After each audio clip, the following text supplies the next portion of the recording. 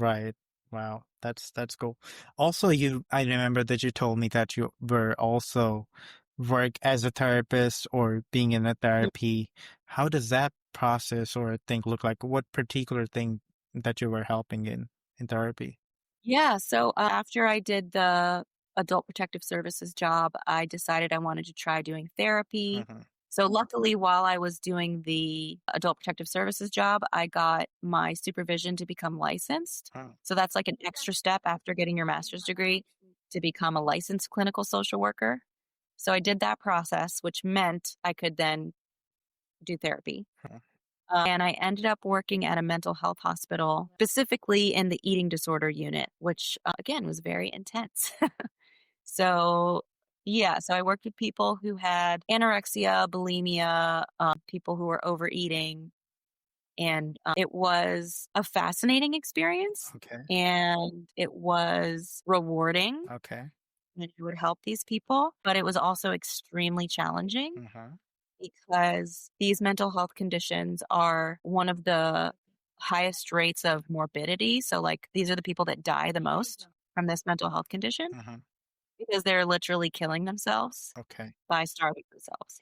Wow. So, when I would work with a patient in the Mm. hospital and they would discharge, like they would finally get to a point where they can leave, Uh-huh. it was exciting because you felt like, okay, they're finally at a good point where they can kind of support themselves out in the community. But you also felt like, I really hope this person makes it. You know, I, it's just, You're it's not even very, sure about that. no, Oh. no, there were sometimes we would have the people come back to visit and they were doing great. Uh-huh. And then a few times while I was working there, we would hear about people who were like back in the hospital, some people who had passed away. Hmm. So it was really challenging and another very intense population to work with. Wow. So Yeah. how would what would you say for working in this medical industry for a long while? What did you learn the most or the thing about life or physical or mental health like that?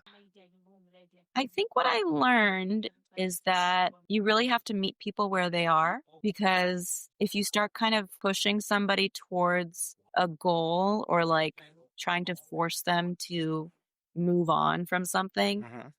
they're just going to push back more because you're bringing them to a place that they're not ready for. And you really have to listen and be that mirror for them, help them do reflection to understand, like, for themselves, why it makes sense to move on, why it makes sense to make changes in their life. Yeah. Because if you're sometimes it's so clear to you as the therapist what is the reasoning behind what they're doing, the reason behind the behavior, Yeah. and the reason why they use the coping skills that they use. And when I say coping skills, I don't mean just like positive, helpful coping skills. I mean like could be negative coping skills, things that are taking them in a darker place. Okay.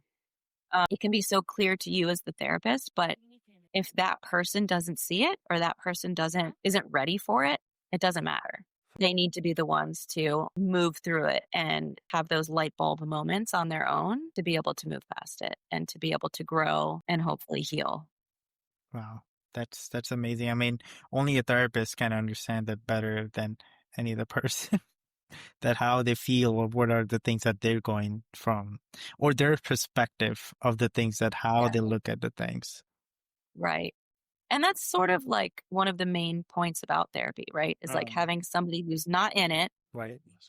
who is a totally unbiased party, Uh-huh. listen and kind of help guide you towards a path of recovery, a path of being healthy, whatever the goal is. Right.